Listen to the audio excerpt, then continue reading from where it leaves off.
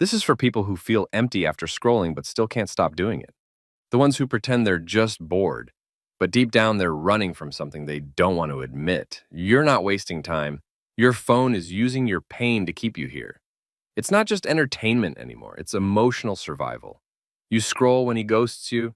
You scroll when she doesn't text back. You scroll when you can't say what you really feel. It's not about cat videos or memes. It's about needing something that feels like love, even if it's fake. And it works. Every scroll gives your brain a small, "you're okay" hit. But the truth is, you're not. You're lonely or mad or heartbroken or confused. But the screen doesn't ask questions. It just feeds you more. It doesn't care if you're numb. In fact, it prefers it. The trap isn't the content. It's what you're avoiding. The fight you didn't finish. The hug you wish you got. The "I miss you" can't say out loud. That silence in your chest. You try to mute it with noise. But noise isn't healing. And you're not broken. You're just overstimulated and underheard. In this video, I'll show you the traps you fell into. Not because you're weak, but because someone made money when you stopped looking up. We'll go deep into the psychology, the real reasons why it feels harder to connect in real life, why you compare your love to strangers online, and why it's so easy to fake peace with a scroll instead of facing the silence. The goal isn't to delete your phone. The goal is to feel human again.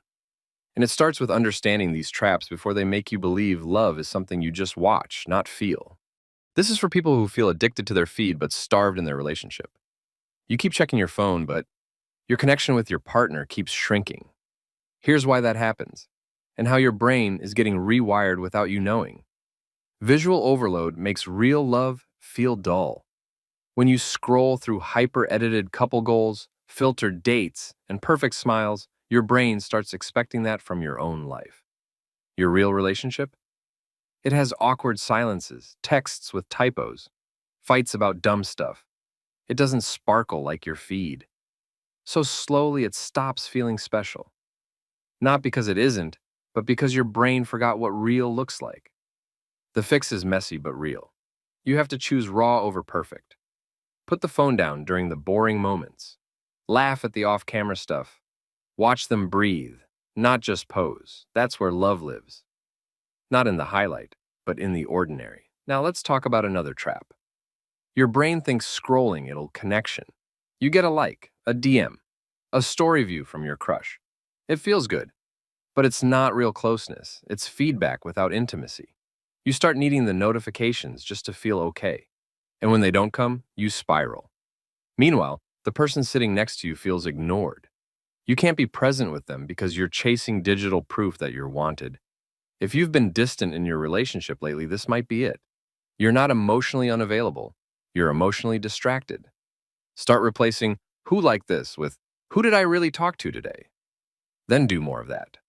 This is for people who keep comparing their relationship to everyone else's, but don't realize they're comparing it to a performance. And it's making them question something that used to feel good. Comparison kills contentment. You see a couple on vacation, they post "my person." Suddenly, your relationship feels small. You start thinking, "why doesn't he post me like that?" Or "why don't we look that happy?" But what you're watching is a moment crafted for applause. You're comparing your real relationship to someone's curated fantasy. And of course, it feels like you're losing. You're not supposed to win a game that isn't real. The way out is to stop watching their show and start appreciating your script. What did your partner do today that didn't make it to Instagram but meant something? A small text, a saved snack, a look that felt like home. That's love. You just stop seeing it because your brain keeps craving the loud stuff. Now let's go even deeper. You learn emotional reactions from strangers. This one's sneaky. You see a video about toxic partners and you suddenly wonder, wait, is my boyfriend toxic too? You read threads about red flags and now everything feels like a warning. It's not that the info is wrong, it's that you're borrowing pain from someone else's story, and your brain can't tell the difference. Now you're doubting your partner because of someone else's trauma. The reset button is this. Check your own emotions before you check someone else's story. Ask, is this really about me? If not, don't carry it. Learn from it, sure, but don't let it poison something good just because your feed made you feel scared. This is for people who feel disconnected even while lying next to someone they love. You're there, but your mind's scrolling somewhere else. You care about them, but you can't seem to stay present anymore. And here's one of the reasons why. Numbing becomes a habit. You're not even looking for anything. You're just scrolling to not feel. After a rough text, after a cold hug, after they said something that felt off, you go to your phone instead of going to them. You tell yourself, it's not a big deal. But it is. Because every time you escape like that, your heart learns to go silent too. Not just from your partner, but from you. Healing doesn't come from distraction. It comes from expression. Try replacing a scroll with a small truth. Say, that actually bothered me, or I felt weird after that. It's awkward. It's scary. But it opens the door. And that's where closeness starts again. Here's another silent killer of love. You learn to perform instead of connect. You watch too many reels about how to act high value or what to text to make them chase you. And it sounds smart. But now every move feels calculated. Every reply delayed on purpose. Every selfie posted with a hidden message. You're not being with your partner. You're playing chess. And it's exhausting for both of you. You don't need a strategy. You need to be seen. You need to say what you feel without trying to win. If they love you, they'll show up. If they don't, you won't have to waste more months pretending. Real connection isn't a game, it's a risk. But it's the only way to feel loved for who you actually are. This is for people who keep waiting for their partner to read their mind.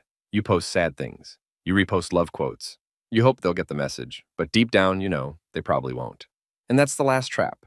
You replace communication with scrolling. Instead of saying, I feel disconnected from you, you go find a video that sounds like what you wish you could say. You post it. You wait. But when they don't react, you get hurt all over again. Not because they don't care, but because they're not inside your head. They don't know your silence is a scream. Scrolling becomes a substitute for real conversation. And the longer it lasts, the harder it feels to say anything at all. But here's the truth. Nothing changes if you don't open your mouth. Send the voice note. Say what hurts. Say what you need. Not through a quote, not through a TikTok, with your voice. That's where love wakes up again. And now the final trap. You believe your phone cares more than people do. You get dopamine when you scroll. Comfort. Distraction. But your phone doesn't hold you. It doesn't apologize. It doesn't show up when you're crying at night. It tricks your brain into thinking you're fine, but you're not. You're just surviving. You're just filling space. When you realize this, it hurts, but it also frees you. Because now you can choose something real. You can pause the feed and look around. You can feel awkward with your partner again and learn how to talk again. You can stop performing and start connecting. That's how you break out. You don't have to quit your phone. You just have to stop letting it become your emotional crutch. You deserve more than a scroll. You deserve to feel loved for real. And that starts with you, not watching, but choosing.